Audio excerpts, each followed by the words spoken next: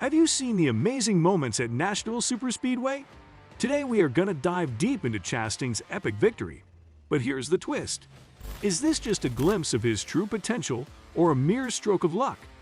Join us as we analyze the thrilling race highlights, his path to the playoffs, and the intense struggle for playoff positions.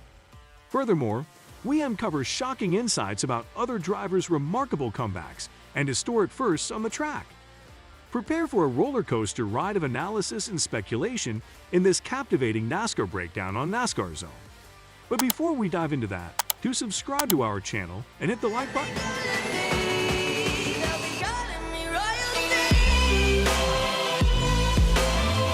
Ross Chastain had an unforgettable weekend in Music City, sealing it with a sensational victory in the Ally 400 at Nashville Superspeedway.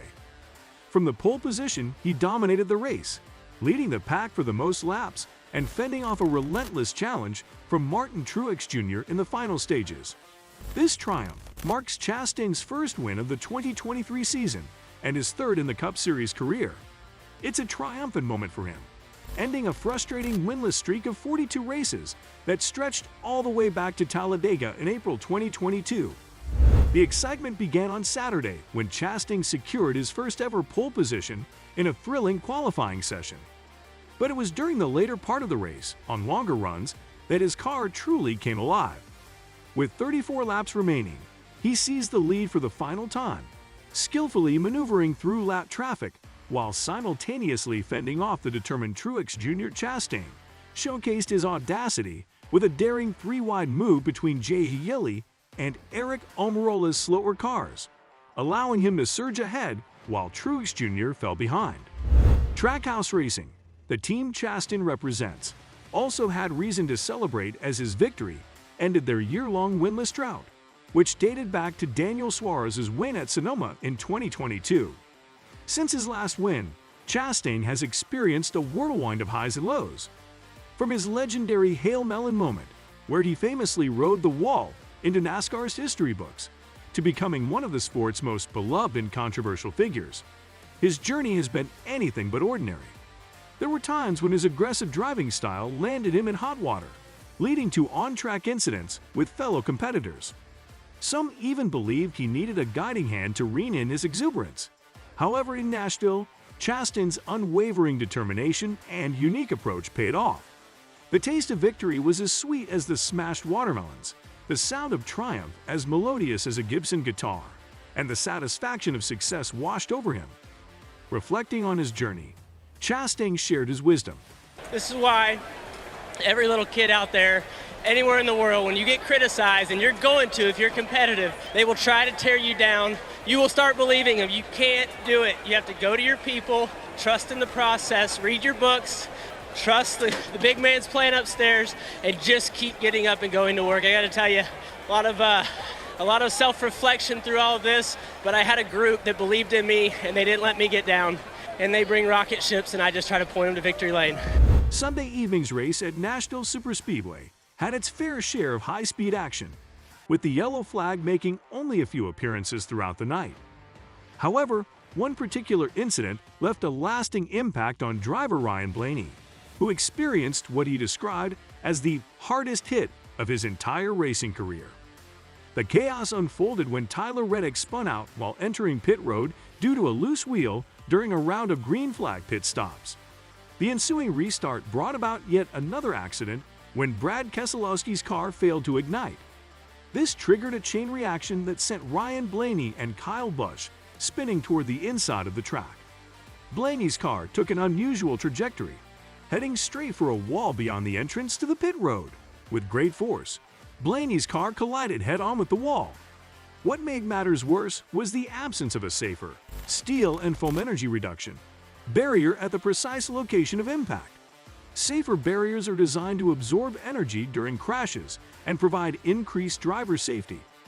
After being assessed and cleared at the infield care center, Blaney expressed his frustration over the lack of an energy-absorbing barrier where he experienced the intense collision. I honestly thought I was going to be fine. I really thought I was going to be okay once I got past the grass, back onto the asphalt, I thought it could kind of swing back around when I got off the brake. Never got back right, and I don't know why there's no safety barrier there. That's pretty ridiculous, honestly. Hardest hit I've ever had in my life, so happy to be all right. Just sucks for the Pennzoil Ford Mustang, and yeah, things go home early. Altogether, Blaney's candid remarks shed light on an important safety issue in racing. What do you think about this new and improved Ross Chastain? And how significant was this win for Trackhouse Racing? Tell us know in the comments section below. And be sure to hit the bell button and subscribe to our channel to get the latest updates. But who played for the playoffs? Were there any? As the NASCAR season progresses, the race for playoff spots intensifies with every race. Ross Chastain's recent victory may not have directly affected the number of available playoff spots, but it solidified his own position on the playoff grid. With his win, Chastain becomes the 11th different winner of the 2023 season and virtually secures himself a spot in the playoffs. His teammate at Trackhouse Racing, Daniel Suarez, secured the final playoff spot on the grid with a 12th place finish, edging out Alex Bowman by a mere 2 points. The competition for playoff positions remains fierce, with Ty Gibbs currently sitting 10 points below the cutoff line. Meanwhile, A.J. Allmendinger has made significant strides, moving within 24 points of the cutoff line with 2 consecutive top 10 finishes. At the top of the point standings, Martin Truex Jr.'s strong second-place finish allowed him to maintain his lead by 18 points over both Ross Chastain and William Byron. The top 3 drivers have created some distance between themselves and the rest of the field in the battle for the regular season championship. Christopher Bell, currently in 4th place, finds himself 45 points behind the leader and 27 points behind the second-place contender. And what are the other drivers? The 2023 NASCAR season has been quite a ride for Chase Elliott, and his performance in Nashville was no exception. He secured another impressive top 5 finish, crossing the line in 4th place.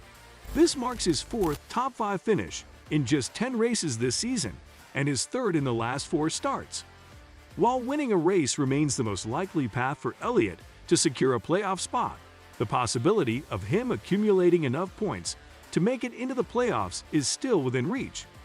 With his strong performance, Elliott climbed 2 positions in the standings, now sitting in 25th place, albeit 64 points behind the cutoff line. Erik Jones has faced numerous challenges this season, but the Nashville race weekend might prove to be a turning point for him. His car displayed remarkable speed throughout the weekend, and he carried that momentum into Sunday's race, ultimately finishing in 8th place. This marks only his 3rd top 10 finish of the season and showcases his determination to overcome obstacles and deliver solid results. Kyle Busch faced a series of setbacks during the race, demonstrating his resilience and skill as he fought back from adversity not once, but twice. Early on, he had to make an unscheduled pit stop due to a flat left rear tire. However, Busch took advantage of a caution-free stage 1 to navigate his way up to 7th and earn valuable stage points. Unfortunately, another setback occurred when he exceeded the speed limit on the pit road, necessitating another climb through the field. Despite the challenges, Busch showcased his talent and determination, ultimately securing a commendable 9th place finish. A.J. Allmendinger's recent success in the Xfinity Series has translated into improvements for his Cup Series team as well. Following his victory on Saturday, Allmendinger expressed his belief that the team was making strides toward better results. His words proved true as he secured his 2nd consecutive top 10 finish and his 5th finish of 14th place or better since May's race at Kansas.